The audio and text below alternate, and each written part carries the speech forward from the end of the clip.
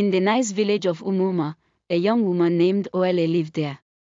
Olanma was known in the village for her beauty, her good ways, and her kind heart. Her skin was smooth and polished. Her eyes sparkled like the stars on a clear night. She was married to Okoro, a man who loved her very much. His love for her was pure and strong. For 5 years, they had shared their lives together. But there was one problem that made Olanma's happy life sad.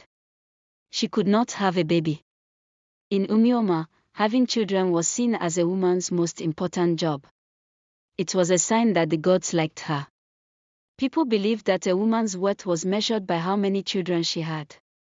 Sadly for Olanma, this belief made her very sad and hurt her often.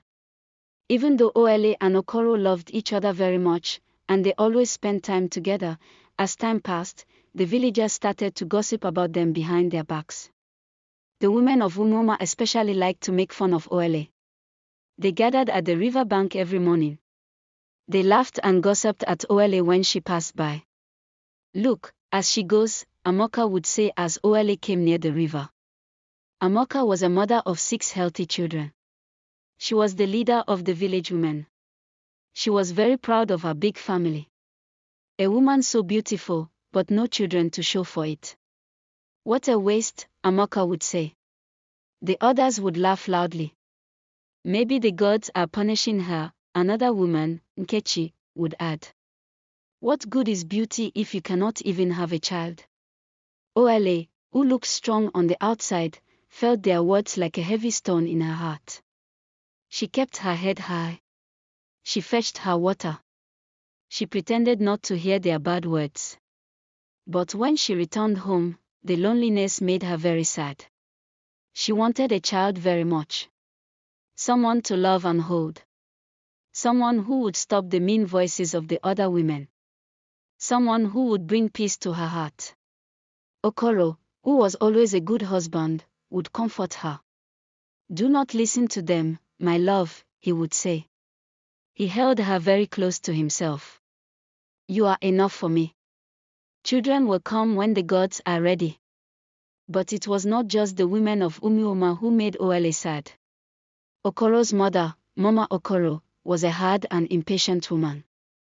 She had big hopes for her son. After 5 years of marriage with no children, her anger grew every day. "You have been in this house for how many years now?" Mama Okoro would say with dislike. "Still no children. No grandchildren to warm my old bones. What kind of a woman are you?" Olanma would lower her head in shame. She could not answer. She had prayed and offered gifts at every shrine. She asked for favor from the gods. But still, no child came.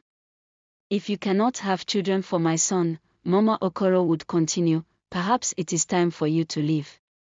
So that he can marry another woman who will." Olanma's heart broke into many pieces with each mean word. She loved Okoro very much. The thought of leaving him was too hard to bear. But what could she do? She had tried everything. Her prayers.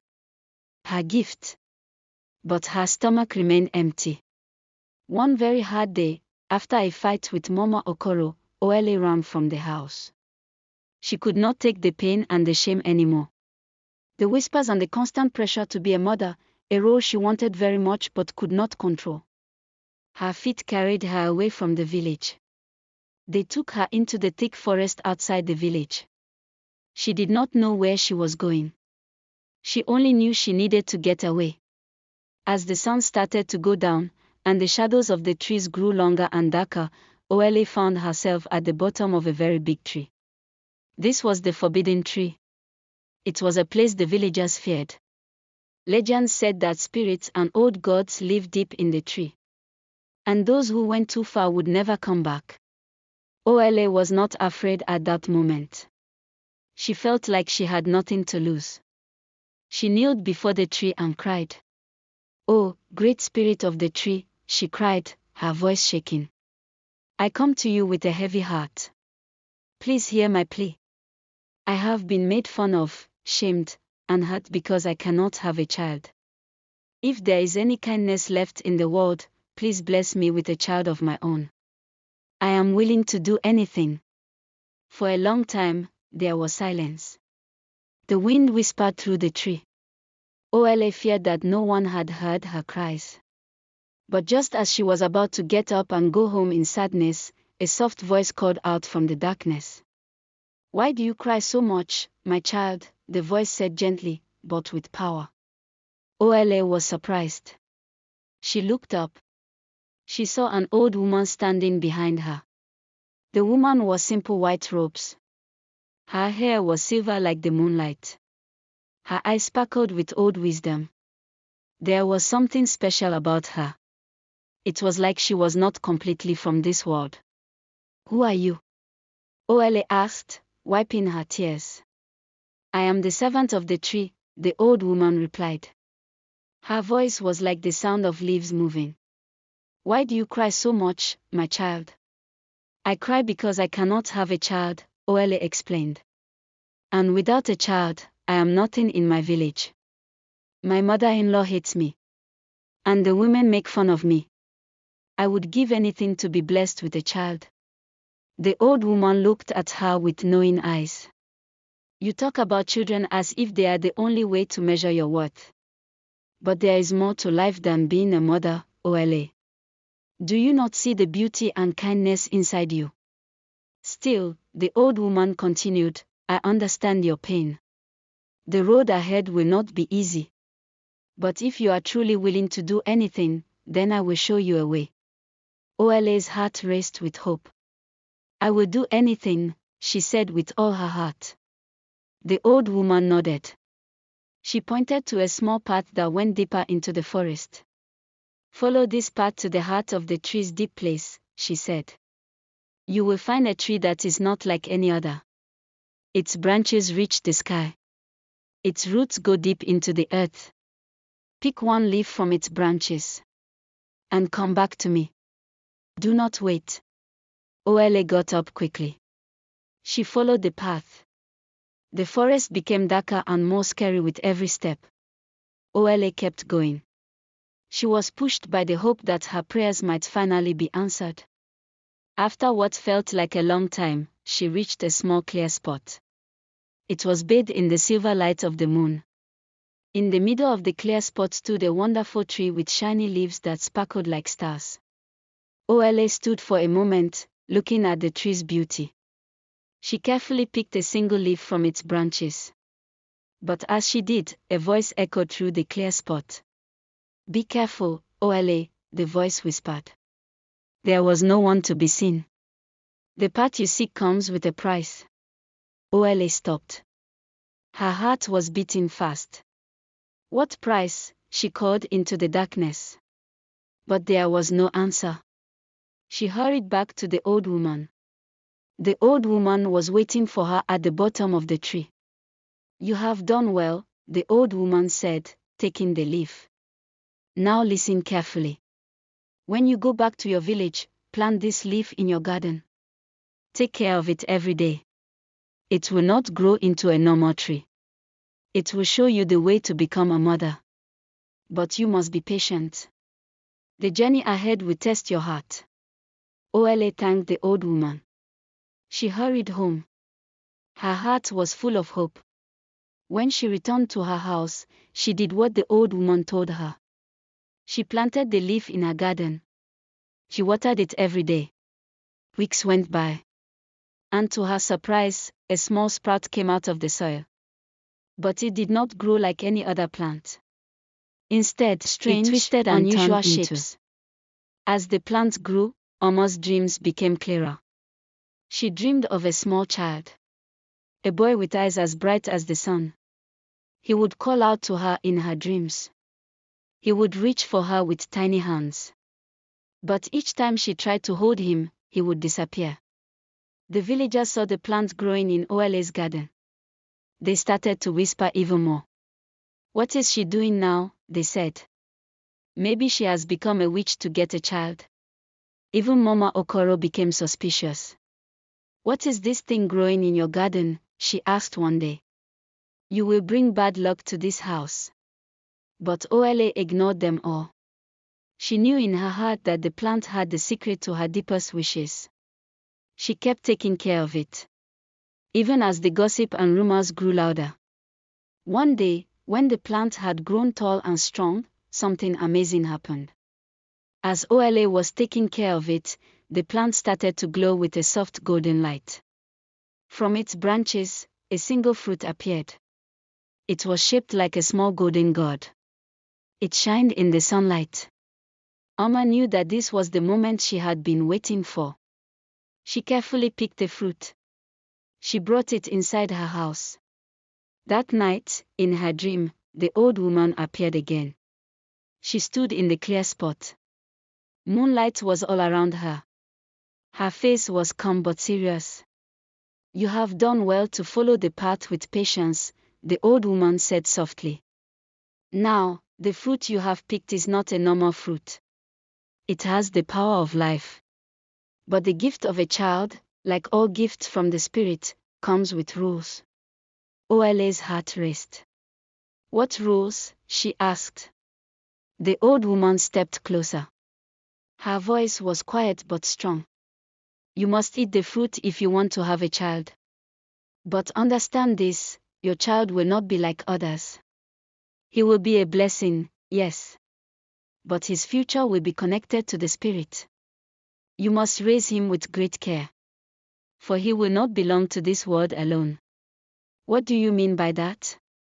Ola asked. She was confused and worried. The old woman smiled gently. "In time, you will understand. But know this, Ola, the love and care you give him will shape his path. If you are ready to take on this duty, then eat the fruit at sunrise." With that, the old woman disappeared. Ola woke up. Her heart was beating fast. The golden fruit lay on her table. It glowed faintly in the morning sunlight. She thought about the old woman's words. What did it mean for her child to be connected to the Spirit? Would it bring danger? Was she truly ready for such a big job? But then she thought of all the years of being made fun of and the pain of her deep wish for a child. She had come too far to go back. At dawn, Ola took the fruit in her hand. With a prayer to the gods, she ate it. The taste was not like anything she had ever felt. It was sweet but strange. And as soon as she swallowed it, she felt a warmth spread through her body. It was as if the sun itself had started to grow inside her. She knew in that moment that something had changed. Days turned into weeks. And soon, Ola knew she was pregnant. Her joy was endless. She rushed to tell Okoro. He was very happy too. Even Mama Okoro, who had been so mean before, became softer at the news. The villagers were amazed. The woman they had made fun of for years was finally going to have a child. The whispers changed from mean words to questions. How did it happen? They asked. What magic did she use? But Ola kept the secret of the old woman and the golden fruit to herself. As her belly grew, so did her dreams. Every night she dreamed of her child. Always the same boy with bright eyes. He was laughing and reaching out to her. But in some dreams, shadows appeared around him. And the old woman's words echoed in her ears, he will not belong to this world alone. Months passed. And finally, the day of birth came. It was a long and hard labor. But in the end, Ola gave birth to a beautiful baby boy. He was perfect. His skin was as smooth as hers. His eyes shone with a special light. They named him Chigo. From the moment he was born, it was clear that Chigo was not a normal child.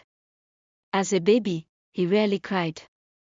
Instead, he would look around the room with wide, curious eyes. It was as if he could see things that no one else could.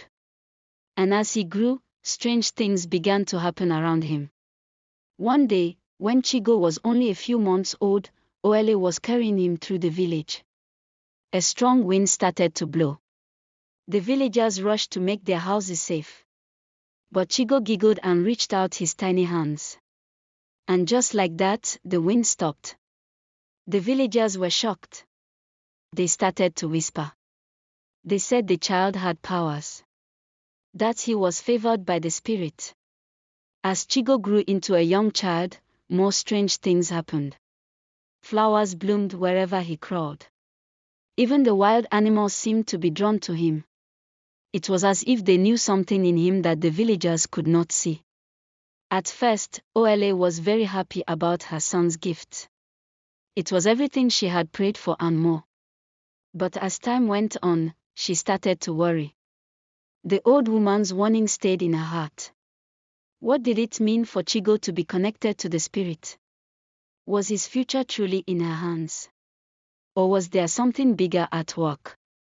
One evening, when Chigo was about 5 years old, Ola took him to the same spot at the bottom of the tree where she had first met the old woman. She needed answers. As she stood there, she called out to the spirit.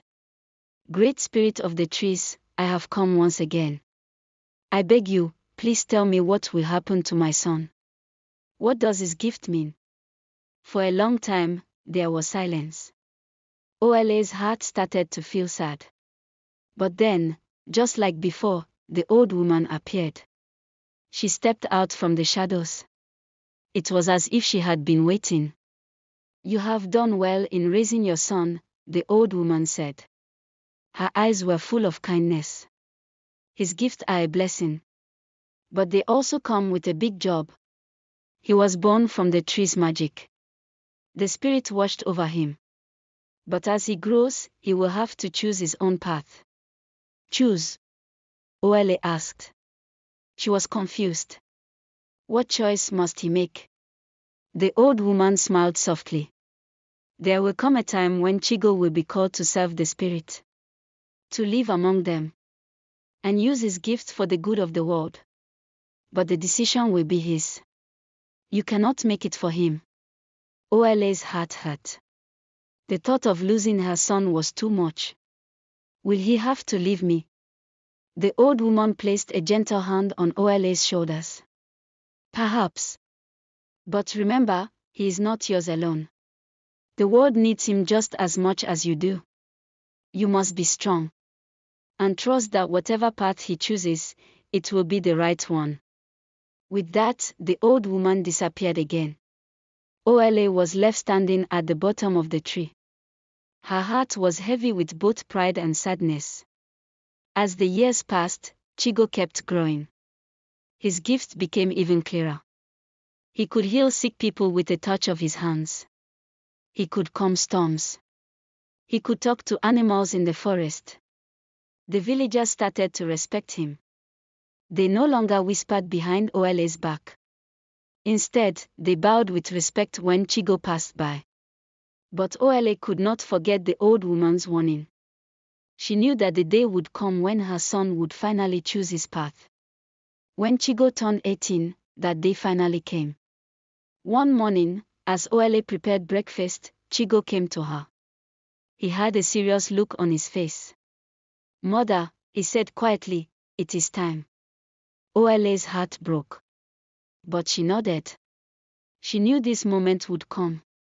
Do you know where you will go? She asked. Her voice shook.